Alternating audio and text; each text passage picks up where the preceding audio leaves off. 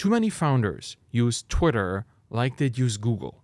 They find someone they'd like to talk to, they send them a direct message, and never really receive a reply. The culprit? Usually the message itself. When it comes to DMs that do the job, you want them to be warm, low effort, and short. Yet in reality, most DMs sent by eager Twitter users are the exact opposite. So let's dive into why so many entrepreneurs write DMs that fail at establishing relationships with their prospects. When you send a message to someone you've never interacted with before, it's considered a cold DM. And for many Twitter beginners, those DMs turn out to be freezing cold. Imagine walking up to a stranger in a supermarket and asking them out of the blue for their favorite food. How many people would give you a straightforward answer? Most will look at you and, depending on the average levels of politeness in your culture, tell you to get lost or just ignore you, and then they'll walk away. You'll be standing there between the aisles without an answer, having made the person you want to talk to very suspicious of why you asked them about food. They might even leave the store because of you.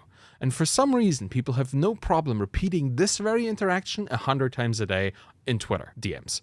They are oblivious that just because you can ask someone a question without any prior interaction, you might not want to.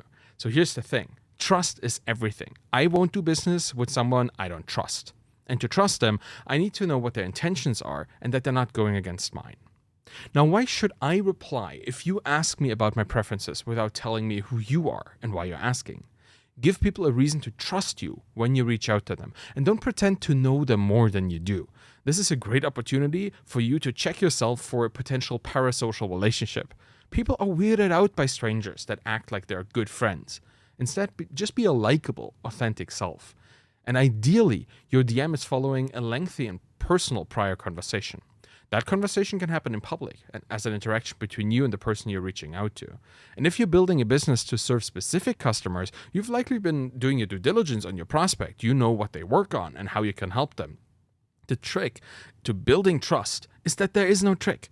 It's built slowly, one interaction at a time. So be there to cheer people on if you want to help them succeed. When they ask for opinions, share yours. When they need reach, retweet your questions. In every interaction, work for them and with them to help them achieve their goals.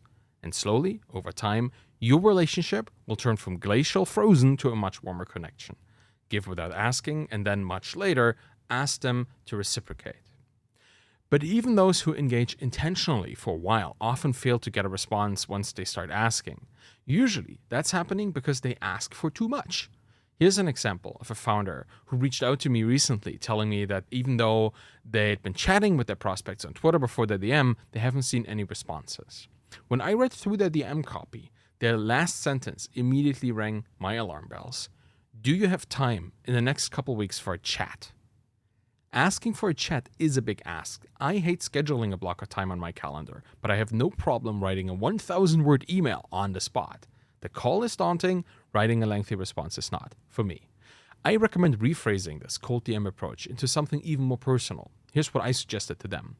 Envision their business, and where they might struggle already, come up with 3 or so potential problems, and then ask them to tell you which one of those they really struggle with the most.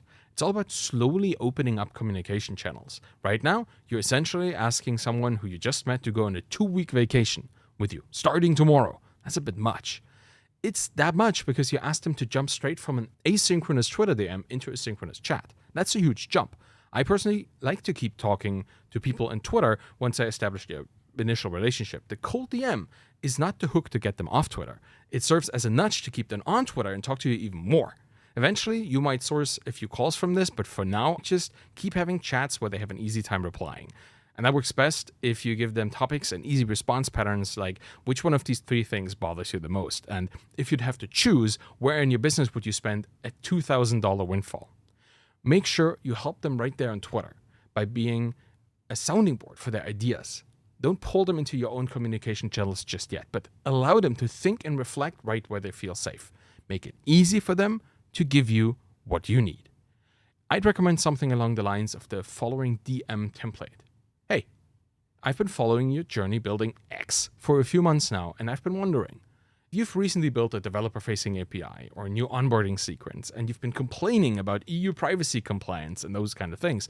Which one of these problems is the most pressing for you right now? I'm trying to make the problems that SaaS founders face less of a pain. I'm just starting out, I don't have anything to sell, but I want to make sure I'm building something that actually helps. I'd love to hear what bothers you the most. Please let me know. I'm eager to help you with that. That's the template. There's a point in time when you can pull them into a conversation channel that is more attuned to synchronous exchange, a call or something like that.